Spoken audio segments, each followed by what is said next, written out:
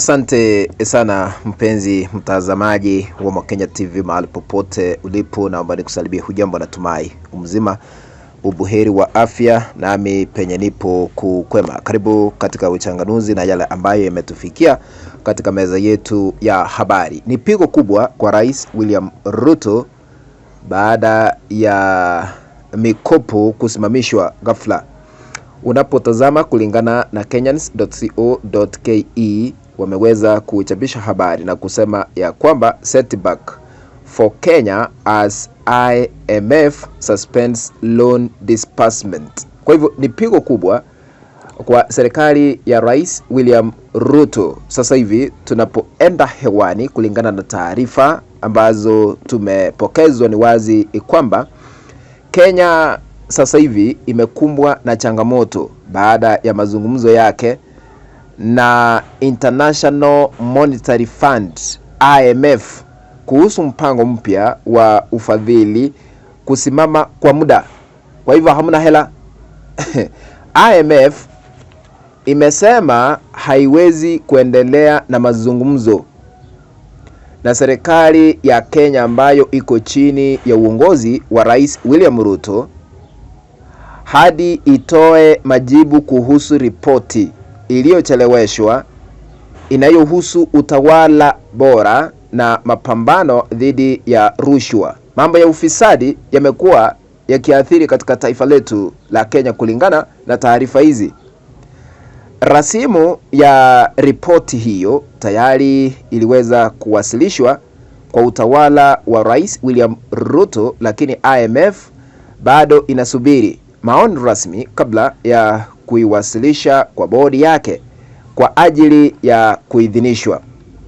Na mkurugenzi anayemaliza muda wake wa idara ya Afrika wa IMF, Abebe Selassie, alisisitiza kuwa mchakato hauwezi kusonga mbele liwe liwalo na liwe bila majibu ya serikali ya Kenya kuwasilishwa. Kwa hivyo ni pigo kubwa. Hali hii inakuja wiki moja tu baada ya IMF kuthibitisha kuwa kulikuwa na mazungumzo yanayoendelea na taifa la Kenya kuhusu mpango maalum ama mpango mpya wa kusaidia udhabiti wa kifedha wa nchi. Hata hivyo, IMF imesema kuwa makubaliano yoyote yajayo yatategemea uwezo wa Kenya kuwasilisha mpango wa kuimarisha nidhamu ya matumizi ya fedha za serikali, what we call in English fiscal consolidation, unaoaminika. Wakati huo kuchelewa huku kunakuja wakati Kenya inakabiliwa na mzigo mkubwa wa deni kwa IMF. Makadirio yanaonyesha kuwa nchi inapaswa kulipa takriban shilingi bilioni 47.9 mwaka wa 2026 mwaka huu, ikilinganishwa na bilioni 17.6 zilizolipwa mwaka jana wa 2025. Kwa wastani, malipo ya kila mwezi ni karibu bilioni 4 sasa hivi, hali inayoongeza shinikizo kwa fedha za umma. Kwa hivyo ni maajabu yanaendelea kushuhudiwa katika taifa letu la Kenya na mataifa haswa yale ambayo yanatoa mikopo. Aidha, changamoto hii inalingana na matarajio ya kupungua kwa ukuaji wa uchumi. Kwa mujibu wa ripoti ya IMF kuhusu mtazamo wa uchumi wa Afrika Kusini mwa jangwa la tunasema Sahara, ukuaji wa uchumi wa eneo hilo unatarajiwa kushuka kutoka 4.5% mwaka wa 2025 mwaka jana hadi 4.3% mwaka huu wa 2026. Kupungua huku kunahusishwa kwa kiasi kikubwa na athari za mgogoro unaoendelea katika Mashariki ya Kati ambao umeathiri minyororo na usambazaji wa bidhaa duniani na bei za bidhaa.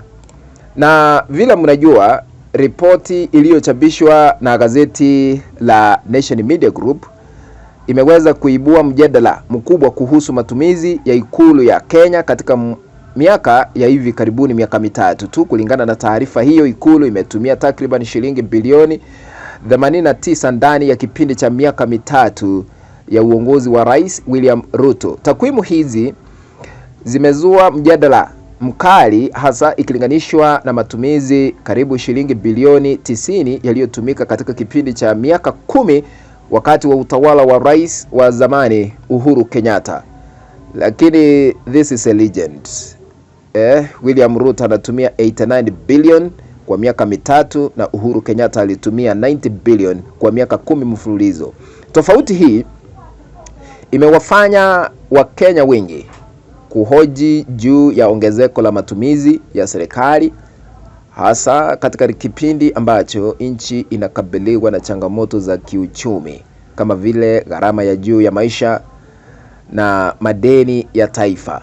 Wachambuzi wa masuala ya uchumi, hata hivyo, wanasisitiza kuwa takwimu hizi zinapaswa kutazamwa kwa umakini sana, kwani kuna mambo kadhaa yanayoweza kuathiri ulinganisho huo. Miongoni mwa mambo hayo ni mfumuko wa bei, what we call in English inflation, ama gharama ya juu ya maisha, ambao husababisha dhamani ya fedha kubadilika kadri muda unavyosonga. Pia kuna uwezekano wa tofauti katika jinsi matumizi yanayohesabiwa, ikiwa ni pamoja na shughuli za ziada za urais, safari za kikazi ndani na nje ya nchi, pamoja na gharama za uendeshaji wa ofisi ya rais. Aidha, baadhi ya wachambuzi wanaeleza kuwa kuongezeka kwa shughuli za kidiplomasia na miradi ya serikali kunaweza kuwa sababu ya kupanda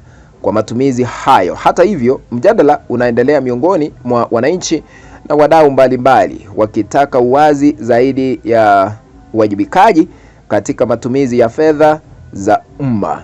Kwa ujumla, swala hili linaendelea kuzua maswali mengi, haswa yale ambayo ni muhimu kuhusu usimamizi wa rasilimali za taifa na umuhimu wa serikali kutoa maelezo ya kina ili kujenga imani kwa wananchi. Kwa hivyo sasa hivi taifa letu la Kenya linapitia changamoto za hapa na pale. Madeni bado hayajalipwa, ni zaidi ya trilioni 10 na sasa hivi tunaendelea kupitia changamoto za hapa na pale. IMF imekataa iwezi kuachilia hizo hela kwa sababu wanaona lazima maswali ambao waliweza kuibua yameweza kujibiwa kuhusiana na mambo ya matumizi ya fedha, kuhusiana na mambo ya rushwa ambayo yanadaiwa kushuhudiwa katika taifa letu la Kenya. Kwa hivyo tunaendelea kufuatilia taarifa hizi, tutawaletea wakati tutakapozipata taarifa zingine kuhusiana na yale ambayo yanaendelea katika taifa letu la Kenya kuhusu matumizi ya hela.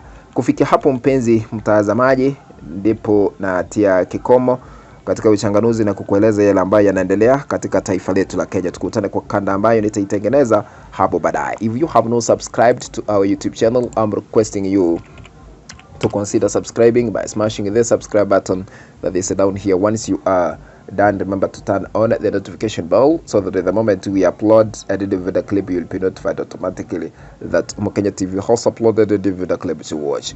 Remember to share our content always, to have our WhatsApp groups at Facebook. That is only we can continue building this channel of ours, Mokenya TV. Be blessed. Let's meet in the next video. Bye bye, ladies and gentlemen.